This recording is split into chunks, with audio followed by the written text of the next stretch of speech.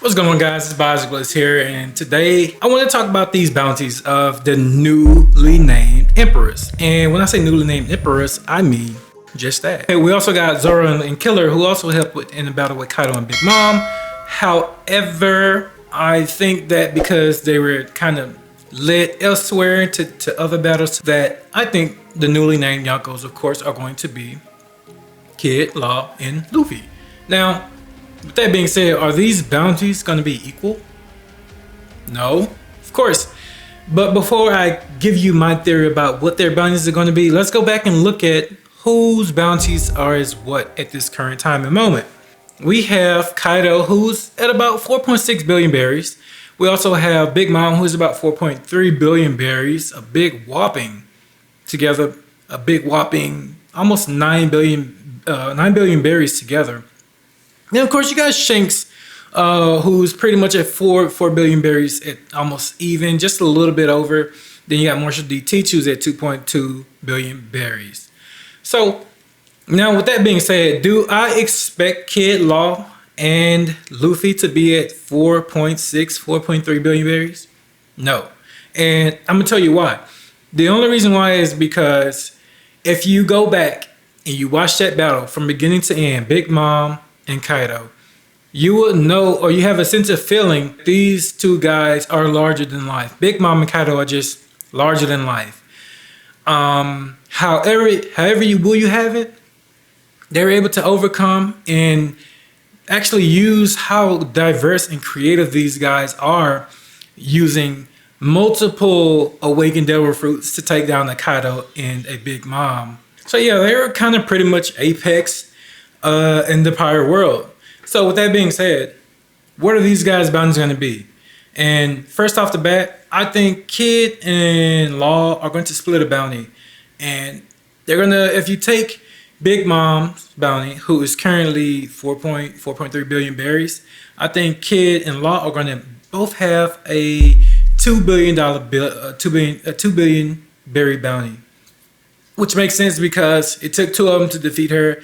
And then you take, on top of that, you have Luffy, who has the mythical zone fruit model Nika. And his feature of defeating Kaido himself with additional help from Kid and Law, Killer, and Zoro. They all had their time to deal some sort of damage to Kaido.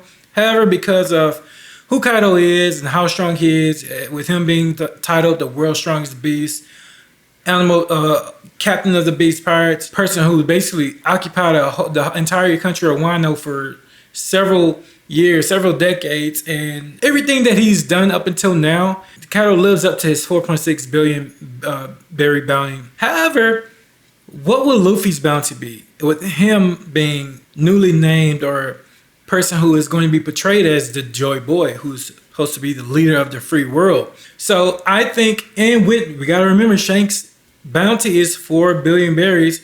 Will he be catapulted ahead of Red Hair Shanks? I don't know, because we've seen him go into Whole Cake Island and make it out alive. And he destroyed Big Mom's palace. So is it, and we've seen how his bounty jumped. It didn't significantly increase, but it did jump. So right now, I think what's going to happen is, I think Luffy's bounty is going to jump up to about 3.5 billion berries.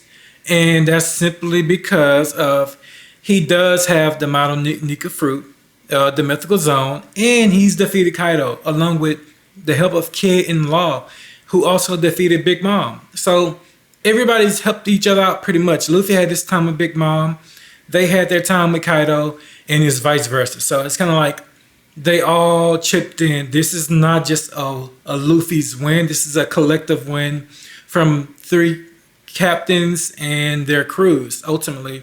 And Zoro, of course, we can't forget Zoro and Killer, because they actually put in work, and they came and cleaned up a lot of the smaller chump change that the captains were dealing with. And they're dealing with the emperors, and we got Killer and Zoro dealing with the other captains. I think pretty much that's my take on the bounties for Luffy, Kid, and Law. I think like I said, maybe 1.5 to 2 billion berry bounties for Kid and Law each.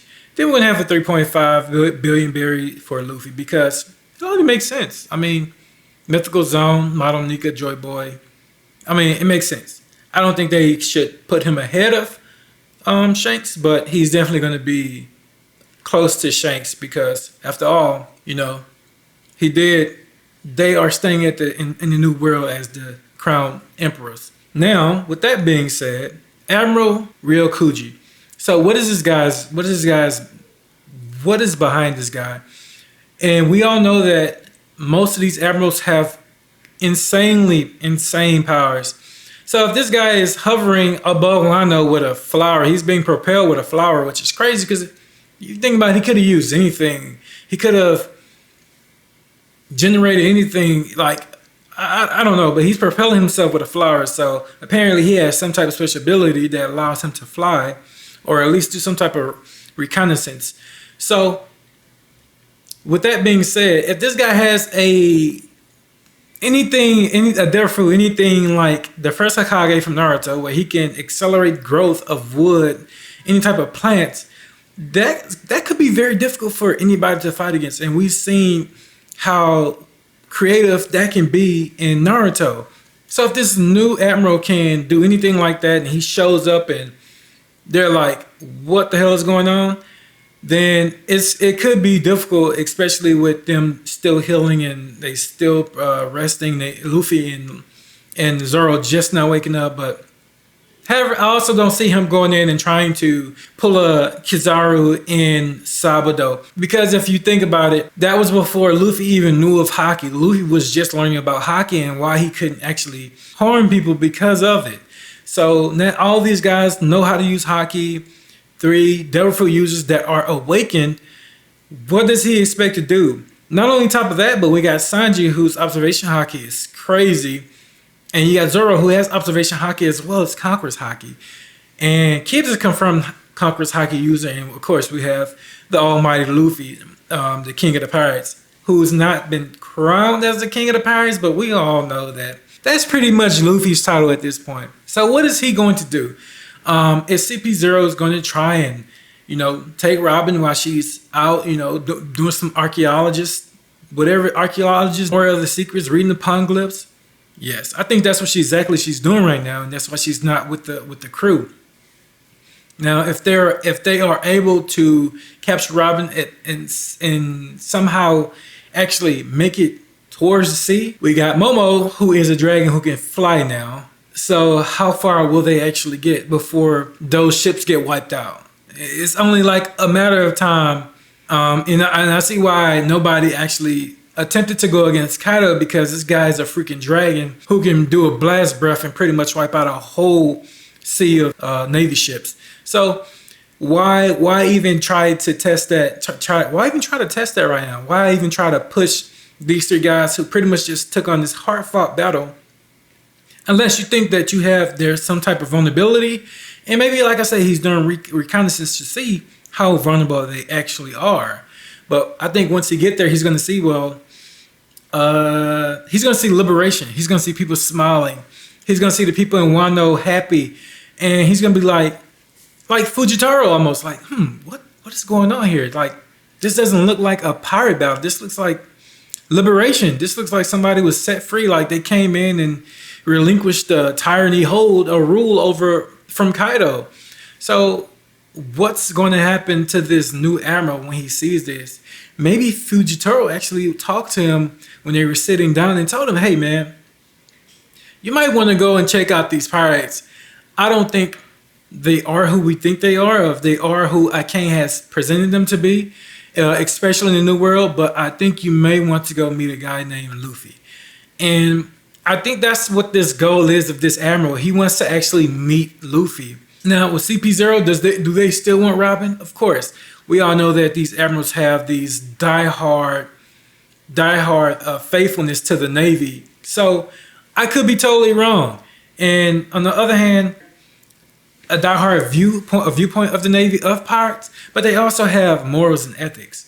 And I think that's why Akoji actually left, because he was like, okay, the moral and ethics are leaving us. We're supposed to be higher or better than the pirates who don't care, who just want to rule over and destroy people. But we should be able to come in and help people instead of killing them, let's capture them.